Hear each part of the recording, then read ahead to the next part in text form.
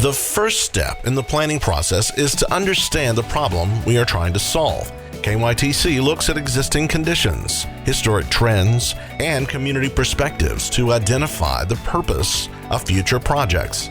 We set up cameras to collect current traffic data around town during September of 2021. We also looked at historic volume data to understand past patterns and account for the impact of the pandemic. The map highlights current daily traffic volumes and an operational measure we call level of service.